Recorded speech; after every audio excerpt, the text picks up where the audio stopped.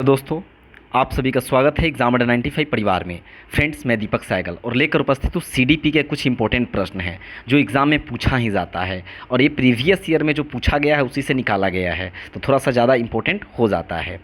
पहला प्रश्न है डिसलेक्सिया।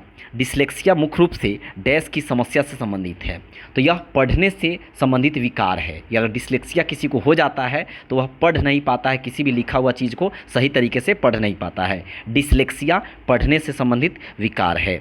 नेक्स्ट है डिस्थीमिया। डिस्थीमिया क्या है? तो गंभीर तनाव की अवस्था, गंभीर तनाव की अवस्था को डिस्थीमिया कहा जाएगा।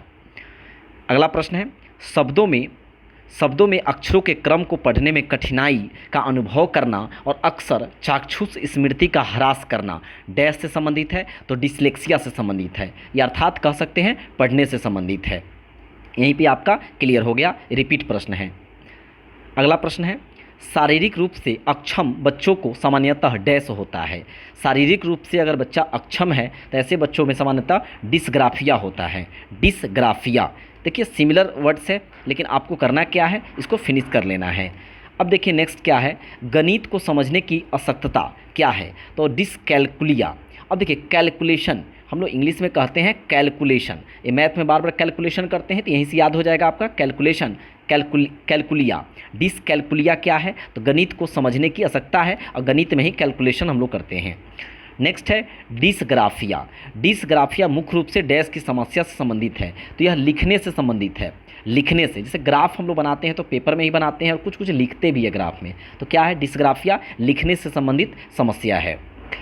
अगला प्रश्न है मनोविज्ञान शब्द का प्रयोग करने वाला पहला व्यक्ति कौन था?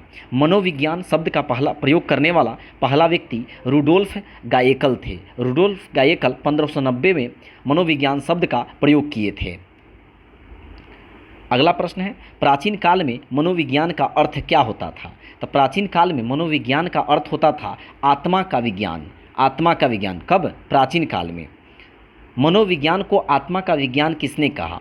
मनोविज्ञान को आत्मा का विज्ञान किसने कहा? तो अरस्तु ने कहा था। और अरस्तु को जीव एवं जंतु विज्ञान का पिता भी कहा जाता है।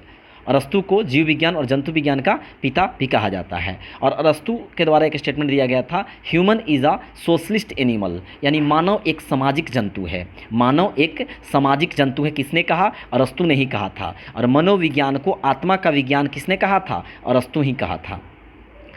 17वीं शताब्दी में मनोविज्ञान को क्या कहा जाता था और ये किसने कहा था? तो 17वीं शताब्दी में मनोविज्ञान को क्या कहा जाता था? मन या मस्तिष्क का विज्ञान कहा जाता था।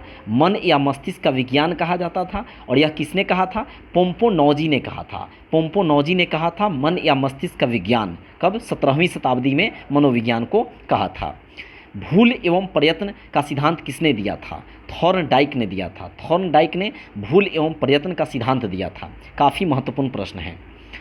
नेक्स्ट प्रश्न है अनुकूलित अनुक्रिया या क्लासिकी अनुबंधक सिद्धांत किसने दिया था? अनुकूलित अनुक्रिया या क्लासिकी अनुबंधक सिद्धांत किसने दिया था? तो पावलोव दिए थे। पावलोव दिए थे। अगला प्रश्न है बुद्धि परीक्षण के जन्मदाता किसे कहा जाता है? बुद्धि परीक्षण के जन्मदाता अल्फ्रेड बीने को कहा जाता है। अल्फ्रेड बीने को कहा जाता है बुद्धि परीक्षण के जन्मदाता है। मिलते हैं नेक्स्ट वीडियोज़ में। वीडियोज़ देखने के लिए थैंक यू।